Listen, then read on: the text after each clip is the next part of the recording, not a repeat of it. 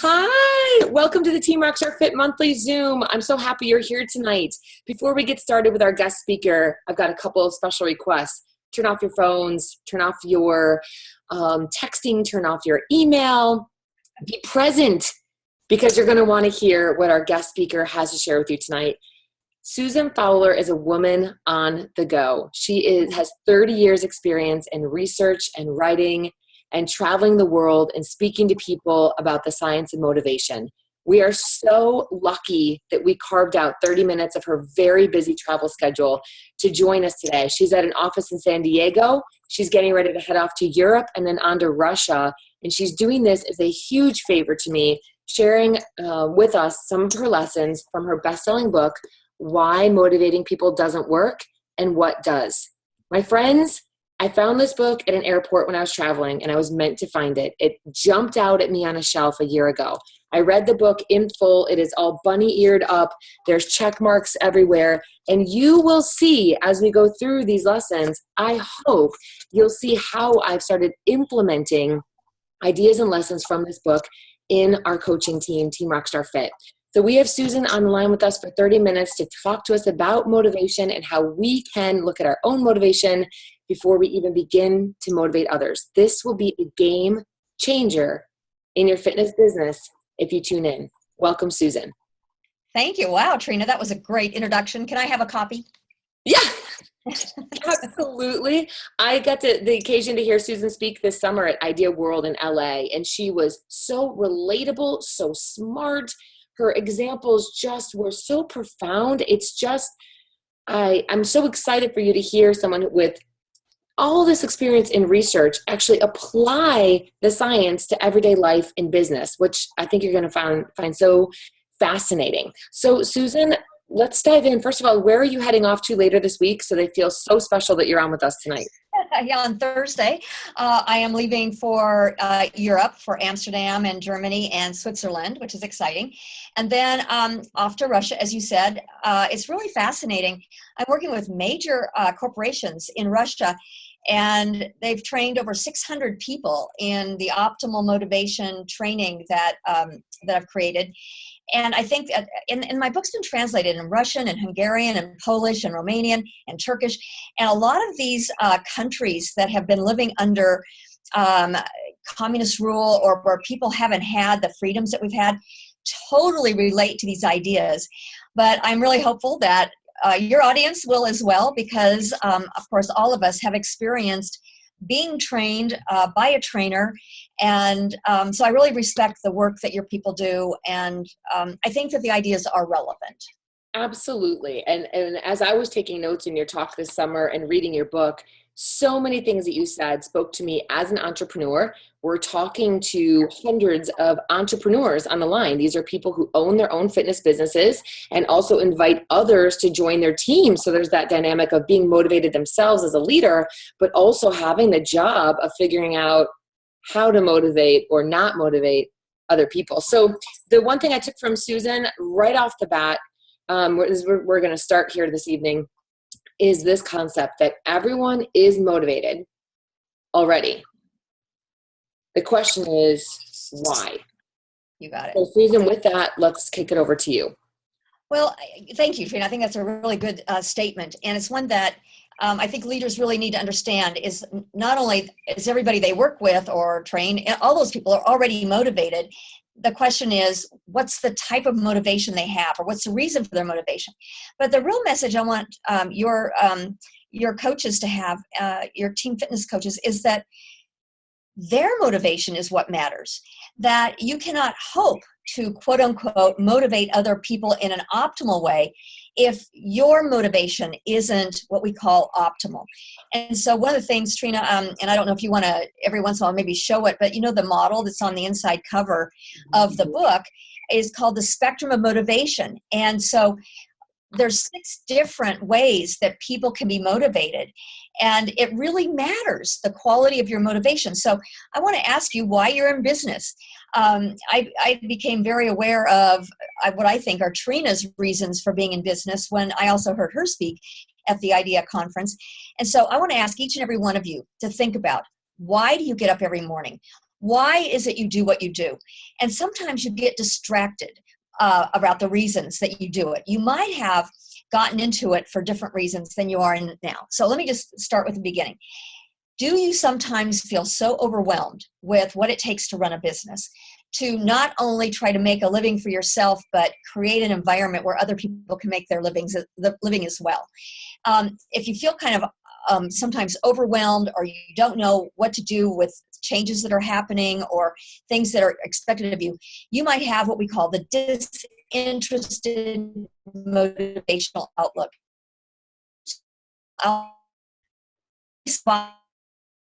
You're not bringing full energy to. The second type of motivation you might be experiencing is what we call the external motivational outlook. And external motivation is when you're doing it for the money. Like you said, oh, I got into this business because I can make a good living. Or, boy, it's a good thing I'm making money because otherwise this job would suck. It's like you forget that you're doing good work. Instead, you're focused on how much am I going to charge, and how many clients do I have, or how many team members are coming on with me, what kind of commissions or royalties or whatever your system is. How am I making my next buck? And that happens to a lot of entrepreneurs, where they get into a field because they love it, because they're good at it, and then because they have to make a living at it, they end up being more concerned with the money they're making than remembering why they got into it for the first place. So it's really important to notice when that's happening to you. The next, what we call suboptimal motivational outlook, is when you feel imposed, where you get up in the morning and you say, oh, I have to bring more people on my team. Oh, I have to talk to my team members. I've got a couple of them that just aren't living up to expectations. Oh, I've got this person I've got to train today, and they're a pain in the what. So it's like, how sometimes you'll set up meetings and you're the one that sets it up, and then you look on your calendar or it comes up on your Outlook, and then you go, oh, I can't believe I have that meeting today. You're the one that set it up, but you feel like, oh, I have to do it. That's the imposed motivational outlook, when you're doing things because you feel like you have to do them. So those are three ways, Trina, that people can be suboptimally motivated. And the research is really, really clear that when you have one of those forms of motivation, you're disinterested, you're externally motivated. Oh, by the way, external motivation could also be that you're doing it because you want power or status. You want to be seen as the best, team leader in the world. You want to be seen as the best coach in the world. You want to win an award or whatever that is. That's external. Or the imposed motivational outlook, where it's something you feel like you have to do. And I think a lot of people that go from being an enthusiast to being a business owner sometimes end up feeling that imposition, that imposed motivational outlook. So that's what I'd like to begin asking people is, take a look at your motivation. And if you're motivated in any of those three ways, then you probably need to shift. You need to go to a different form of motivation, because I can guarantee you that if you are disinterested, externally motivated, or imposed, your people are not going to be optimally motivated. So the first person you need to work on is yourself. Let me pause there for 1 second. Yeah. I've heard you and I've read your book, and I already have a page of notes, right? I love this stuff because it just makes sense. And coaches are listening right now, Susan, and they're making connections immediately. They're like, that sounds like me, or that was me, or I have a tendency to fall into that. And the thing that you mentioned that was just so brilliant at the very beginning, you said you can't help other people's motivation until you work on your own. So the idea behind this is that we have to fix ourselves first and shift our own motivation. So let's talk about what that shift would look like from suboptimal to optimal.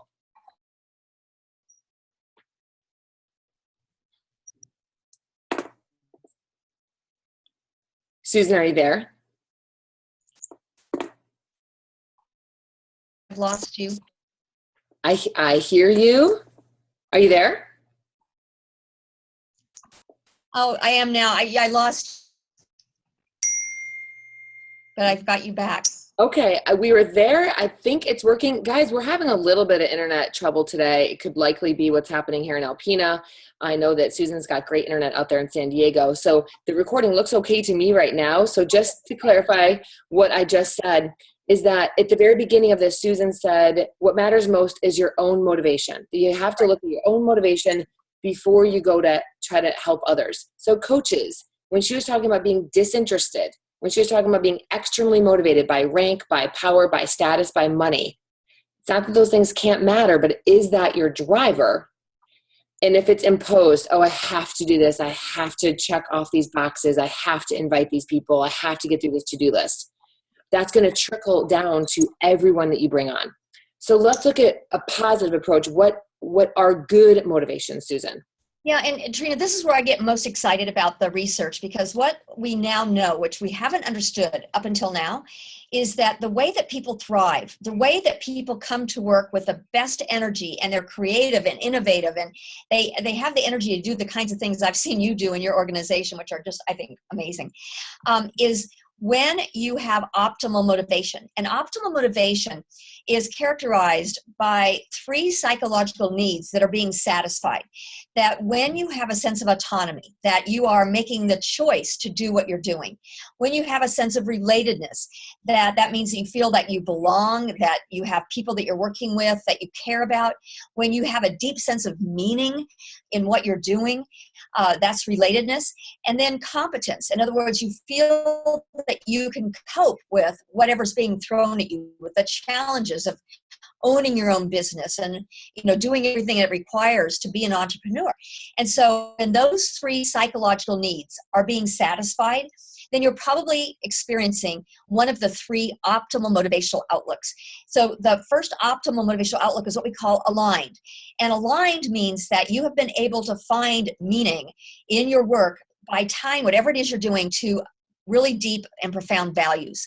So if you've never really thought about what your values are when you're leading, if you haven't thought about the values of your organization and why you are even creating a team, then it's really hard to shift from being motivated by money or being motivated by guilt or shame or expectations, and instead being motivated by something that is meaningful. So for example, if you really have values around health, if you really have values around making people's lives different, not just the people you train, but the people that you coach, so that you're creating an avenue for them to live a robust life because they're working as coaches and trainers, that's really powerful. Now, what if you actually even deepen that? What if you have what we call the integrated motivational outlook, where it's not just even a set of values, because values are very conscious, they're choices making, but it's just a part of who you are. It's the fabric of your being, that you look at being a coach, being a teacher, a trainer, an entrepreneur as the fabric of your being. Mm-hmm. It's not something you're doing because of money. It's not something you're doing because you feel guilty if you don't. It's something you're doing because you can't help but do it. It's your purpose in life. It's a deep sense of purpose. And then the third optimal motivational outlook is that you're doing it because it's fun. It's just something you would do whether you're getting paid to do it or not. And you can't force, that's called inherent motivation or intrinsic motivation. You cannot force intrinsic or inherent motivation. If you don't love doing something, you're probably never going to love it. But you can sure do it from a point of value, which is the aligned motivation, or a point of purpose, which is the integrated motivational outlook. So what I'm encouraging coaches, team builders to do is to really look within themselves and say, what are the higher level reasons? What's the high quality reasons for me to be motivated? Does money motivate people? Absolutely. Does power motivate people? My gosh, yes. I mean, just look what's in politics today. When you look at the reason that people are doing what they're doing, a lot of it is for money and power, or because they feel like they have to. But those are not the best reasons to be motivated. And I'll tell you what, if you're an entrepreneur, you have to have energy that other people don't have. You have to approach your business differently than the average person approaches their business. And if you don't approach your business being optimally motivated, I can tell you what, you are not going to succeed because you can't sustain the energy. Those three other motivational outlooks we talked about, Trina, the disinterested, external, and imposed, those are like junk food. But the optimal motivational outlooks are health food. And think of the difference, especially when you're in fitness, between eating junk food and food. Junk food will give you that spike of energy. It'll give you that spurt that you might want in that moment, but it's taking a toll. Your blood sugar is going to drop precipitously, and it doesn't add anything to your long-term health. So motivation is the same way. And if that's my message, that's what I'm traveling around the world trying to get people to do, is to stop eating junk food motivation and to shift to the alternative healthy motivation. And I swear to God, I think the world will be a better place if we can do that. I'm sorry.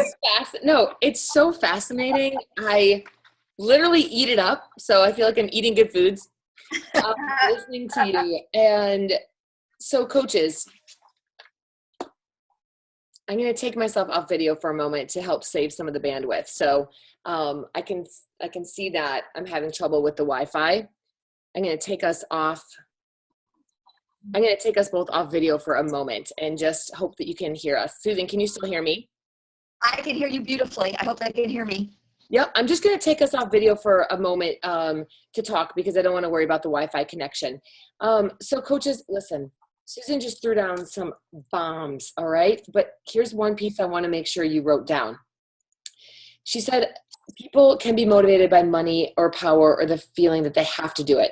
But as an entrepreneur, you have to approach the business differently and do things differently. We have to have energy that others don't have.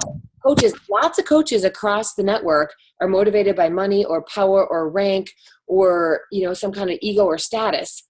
But are all the coaches across the network also motivated because they feel like they're connected to their values? It's the fabric of their being and they're having fun. That's our magic bullet. That's our differentiator. So I would say, as you're looking to yourself and to your coaches, you're asking yourself, am I helping my coaches feel connected to fitness? Do they really care about fitness? Do they really care about building other entrepreneurs? And she said, giving people an avenue to a robust life. Am I helping my coaches feel connected? This is who they are. They are an at-home coach, and it's the fabric of who they are. They can't help but do it. And are they having fun? So if you want to build a business, if you want to raise your rank, if you want to earn more income, I think getting just game on focused on those three things is the way to do it. Susan, how do people do it? Do they write out their values? Do they self-evaluate? Do they reflect? Like, how do you tackle optimal motivation? Yeah, Trina, and one of the things I also want to just reinforce is that when you're a leader, your role is to, are you still there? Yep, I'm here. Oh, good. When you're a leader, your role is to have those conversations with people. But before you can have those conversations with people, you need to have it with yourself. And so we have what we call the MVPs of motivation. And the first one is mindfulness. So to practice mindfulness. So throughout the day, just stop and reflect. Ask yourself, why am I motivated right now?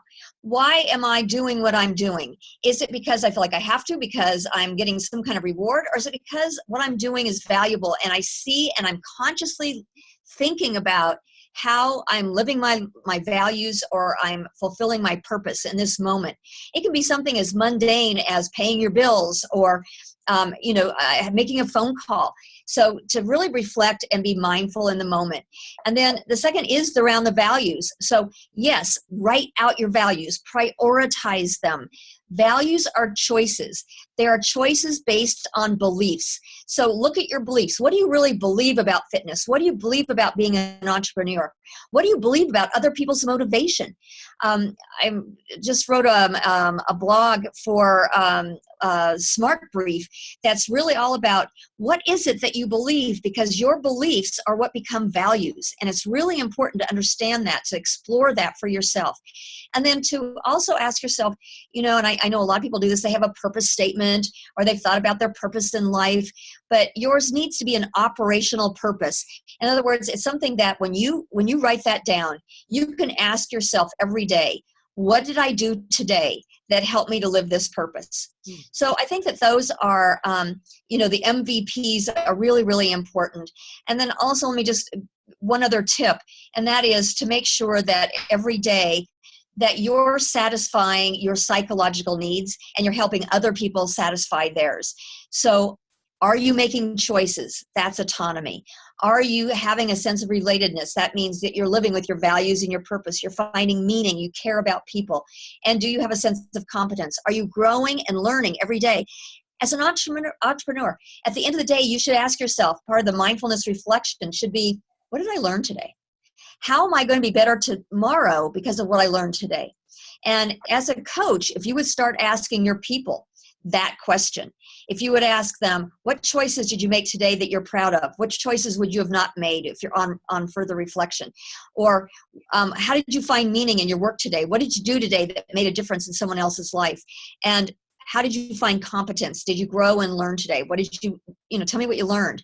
So I just think it's really being mindful, having a set of values, having a set of purpose, and asking yourself every day about the choices, the meaning, and the competence that you're experiencing. That's it in a nutshell.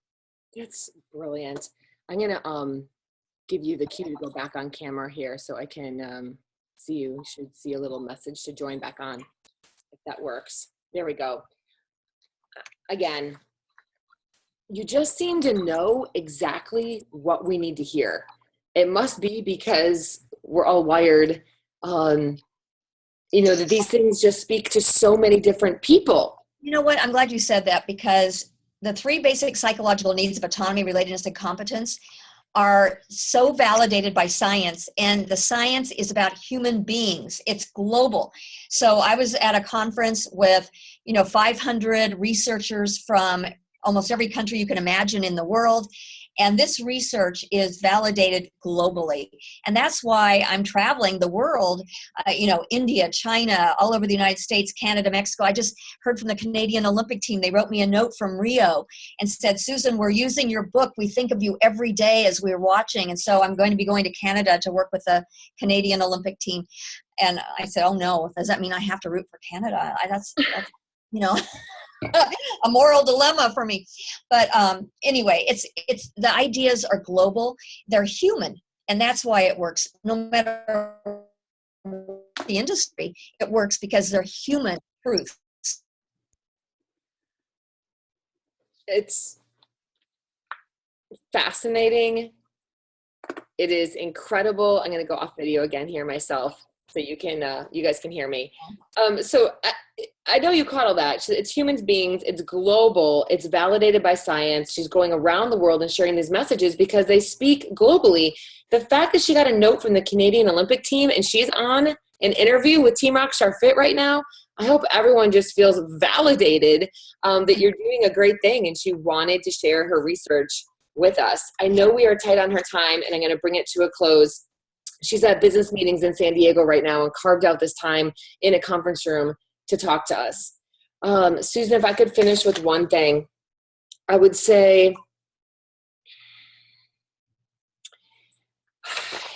there's a part in your book where you talk about the fact that there's a woman, her name was Casey, and she's a top salesperson in her organization. A real person, by the way. A real person. And you said that people of high quality motivation, they may accept external rewards when offered, like rank. For us, it'd be, earning a rank, earning a prize, earning a bonus. But this is not the reason for their efforts. Their reasons are more profound. Could you just speak to that to close it? Yeah, the reasons that you do what you do are because you want to make a difference in the world, because you want to help people, because you want to further your own education so that you can be the best kind of coach or influence in the world. And those higher quality values are really what's in our nature. Our nature is to thrive. And the way that people flourish is by making sure that they are making choices every day that are not just self-serving, but that are considerate of the welfare of the whole. We are all connected. And when we when we experience that connection, that is when we are at our fullest, best selves. And so that's the reason I carved out the time today, Trina, because you're working with coaches who work with other coaches, who work with individuals, and we need to create this ripple effect of people doing the right things for the right reasons. And there's no better place to start than people who care about fitness and health. That is so amazing. I'm clapping here in my home office. The ripple effect that you created, I promise you, we take it seriously. We will pay it forward. Our team of just coaches is 20,000 strong across the US and Canada, 20,000 strong. And the number of people we reach is so far beyond that. Yeah. So your message is going across all of us. Ladies and gentlemen on the line, why motivating people doesn't work and what does. This is the beautiful graphic, the spectrum of motivation from junk food at the bottom. What a brilliant analogy for us. Junk food at the bottom, health food on top, a spike in energy down here, lasting, sustainable, thriving energy on top. Susan, thank you. Now I'm clapping. We are a good team. Thanks for rolling with the punches of internet, Wi-Fi, and technology. The message was clear. Thank you for being on. Thank you for your time. Rockstar, stay on with me as I do a little bit of a recap here at the end. Thanks all. Bye. Bye. Thank you so much, Susan. Happy travels. Thank you. Coaches, stay on the line with me for a moment while I share with you. I was writing so fast, and I know you were too. I'm sweating here in my home office. I'm sweating from that technology. But you know what? It got done. The fact that a best-selling international researcher and author was willing to share 30 minutes of her time, carved out. She's at a research office today in San Diego. She's with Ken Blanchard, the gentleman who she co-authored and helped author the book, The 1 Minute Manager. She is a mover and a shaker. And I reached out because if you don't reach out and ask, the answer is always no. I reached out and said to her, Susan, I read your book. I saw you speak this summer. Will you do this for the team? She's phenomenal. She's phenomenal, and her book is phenomenal. And she just scratched the surface with us here tonight. So in these few minutes, I want to just take a deep breath, slow things down for a moment, and have you look at your notes. She dropped a lot of buzzwords and a lot of words that you might not be as familiar with, some concepts that are new to you. So I'm going to just quickly do a short recap of what we learned, and then we'll kick it over to trivia in the team page. So stay with me for the short recap. The whole idea is that the question is not, are you motivated or are you not motivated? The question is not, is your coach motivated or is your coach not motivated? The question is, everyone is already motivated. It is already wired. We're wired to be motivated. The question is, why are you motivated? Now, in Beachbody, we talk about this a lot. What is someone's why? Now you've got just a new set of tools. So if you find that your motivation is disinterested, so this is the spectrum of 6. On the spectrum of motivation, there are 6 stops. Disinterested. If you feel like coaching is a waste of time, if you feel like inviting people to a challenge is a waste of time, if you feel overwhelmed by all of it and you'd rather just be disinterested in it, that is a poor motivation. No, it's no judgment. You may have been here. You may be here. The good news is you can dig yourself out of this one. I know there's been a time and a place in this business that I have and you have been disinterested, meaning like, is this even really going to work? Am I really going to change lives and change my own life in the process? Am I really going to find freedom in this business? Am I ever going to figure it out? These are the conversations happening with coaches who are disinterested. They're overwhelmed. They don't really believe this is going to work. This is a waste of time. Coaches, if you are that coach or you're coaching that coach, you've got to have that hard conversation. There's no to-do list. There's no action list. There's no script I can give you that can fix your disinterested motivation. All right, that in itself is the root of the problem. Another poor motivation, she calls it suboptimal. So there's 3 kind of bad motivations and 3 good ones. So the 3 bad ones, right? Disinterested. The second one's external. If you're only motivated by the idea to be seen, to win, to have power, to grow your ego, to earn money, if your whole thing is your paycheck on Thursday, your bonus, if it's all about that, it's external motivation and you can't sustain it. You can't, she said, you'll never find the energy to grow this business if you're all externally motivated. So this one is tricky in my view for coaches, right? That yes, we want to be proud of the team we're building. We want to earn an income from our family. But if it's your only goal in life to get that bonus at 2-star or 5-star or 10-star or 15-star, if your motivation is the bonus, that's external motivation. And she just said you'll never get there. And if you do, it'll be an ugly journey. Right? Because it's junk food motivation. It's a spike in behavior. It's nothing you can sustain. The third suboptimal motivation or poor motivation, shaky motivation, the one that can't build the business, is called imposed. If you are doing this because your coach gave you a business activity tracker, a batch, an old school checklist from Beachbody, or someone gave you a to-do list for a coach and you feel obligated to check it off and do it, if you have imposed motivation, it's never going to work. If you're doing it because you have to, because you feel obligated to your sponsor, because you feel obligated because you told your family you were going to, if it's not coming from you, if it's coming out of obligation versus choice, you heard her say, it'll never last. You might be able to fake it for a while, but it'll never last. So disinterested, overwhelmed, waste of time. Will this work? External. I want the rank. I want the award. I want the bonus. Imposed. I have to do this for somebody else. We've all felt a piece of those on this journey, right? If you stay down here in the mud of this kind of motivation, you'll never build the business of your dreams. So now you've got science and research behind. If you've been in that motivation, why isn't your business taking off? Why is it always taking one step backward before you take a step forward? Why is it feeling stuck? Because the motivation of you as a leader, then going out to your team, is in the wrong place. Good news, she gave us tools.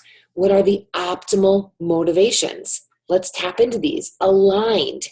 This is, it fits your values. You truly believe in fitness. That is what differentiates Beachbody and Team Beachbody from other network marketing companies. We have a love of fitness, nutrition, energy, living healthy, living happy. It's not a product. It's not a shake. It's not a DVD. You've heard us say this. It is the feeling of health and fitness and happiness.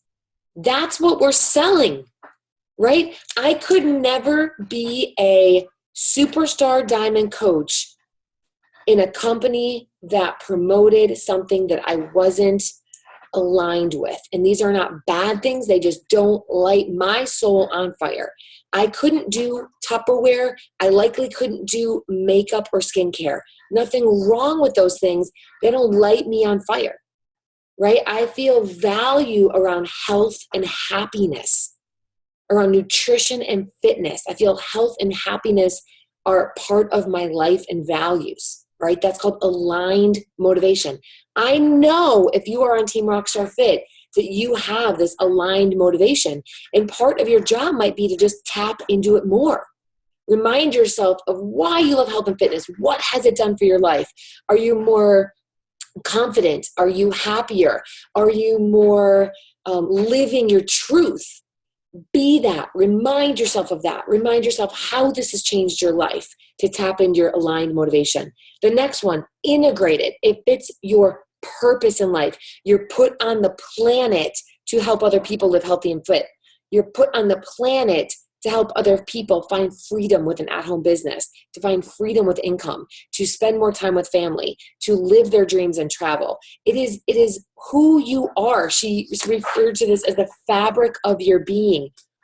Oh, how brilliant is that? Can you start sharing with your coaches, with your team, with your prospective coaches, with your challengers, that you are living your purpose? I often use that quote from Aristotle. where your talent fits the needs of the world, therein lies your purpose. That is integrated motivation, right? The fabric of your being, that you want to be this person who's an advocate for health and fitness and freedom.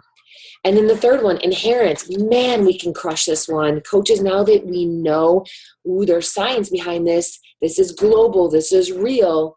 People who have inherent motivation, which is really, oh boy, this is fun. You couldn't keep me from this. Those people thrive.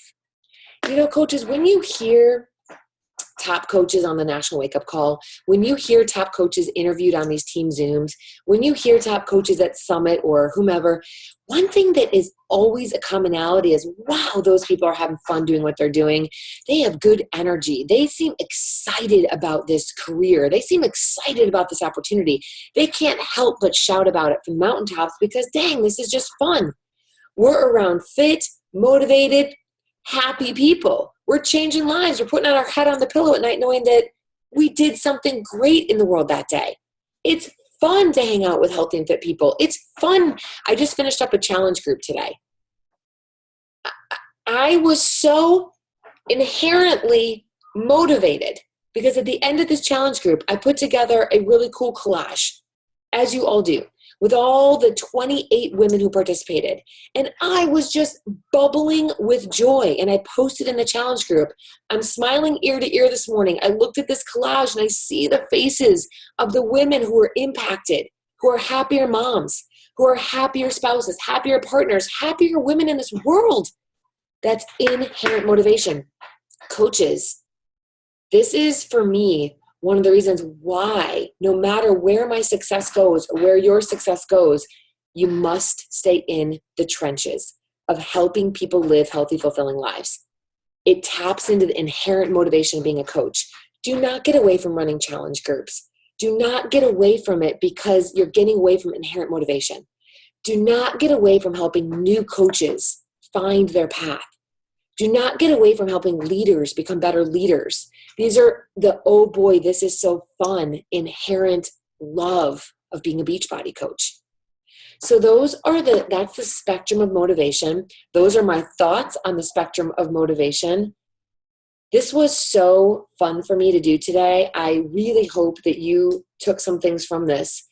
I hope that you can put some science behind your business and show your team your optimal motivation to help bring it out in others. So many more things I could say. I'm going to leave it at that. Go make a difference in this world. I'm going to jump in this page, this event page. I'm going to throw down a few trivia questions to see what you took from this tonight. Again, the book is Why Motivating People Doesn't Work and What Does. It's deep. It takes some thinking. It takes some brain power. Use it. You deserve it. Much love to all of you on Team Rockstar Fit. Thanks for being with me here tonight.